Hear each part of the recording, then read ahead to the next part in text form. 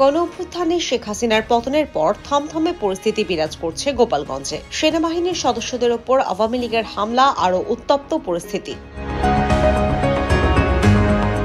সাবেক প্রধানমন্ত্রী শেখ হাসিনাকে দেশ ত্যাগে বাধ্য করার প্রতিবাদে করা বিক্ষোভ মিছিলকে কেন্দ্র করে গোপালগঞ্জে হামলা করে সেনাবাহিনীর একটি গাড়িতে আগুন দিয়েছেন বিক্ষোভকারীরা। এ সময় এক সেনা সদস্যের অস্ত্র কেড়ে নিয়ে মিছিল করা হয়।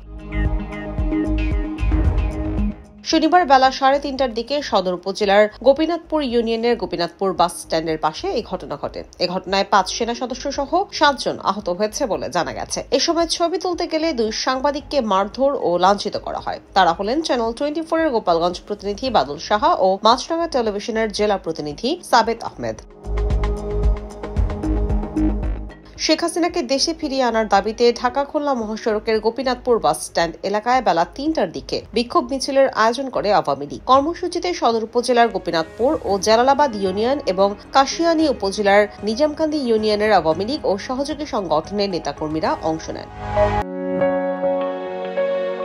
বেলা 3টার দিকে ওই 3 ইউনিয়নের নেতাকর্মীরা খণ্ড খণ্ড মিছিল নিয়ে গোপীনাথপুর বাস স্ট্যান্ড এলাকায় জড়ো হয়। তারা ঢাকা-খুলনা মহাসড়ক অবরোধ করে বিক্ষোভ মিছিল করতে থাকেন। এতে মহাসড়কের 2 পাশে গাড়ি আটকা পড়ে। খবর পেয়ে গোপালগঞ্জে কর্মরত সেনা সদস্যরা ঘটনাস্থলে গেলে ভুয়া ভুয়া স্লোগান দেন বিক্ষোভকারীরা। এক পর্যায়ে সেনা সদস্যদের সঙ্গে বাকবিতণ্ডায় জড়ান তারা। পরে বিক্ষোভকারীরা ক্ষিপ্ত হয়ে সেনা সদস্যদের মারধর শুরু করলে সেনা সদস্যরা ফাঁকা গুলি করে পরিস্থিতি নিয়ন্ত্রণে আনার চেষ্টা করেন। বিক্ষোভকারীদের হামলায় সেনা সদস্যরা দৌড়ে পাশের বাড়িতে আশ্রয় নেন। এ সময় এক সেনা সদস্যের কাছ থেকে একটি অস্ত্র ছিনিয়ে নিয়ে সেনাবাহিনীর গাড়িতে আগুন ধরিয়ে দেন বিক্ষোভকারীরা।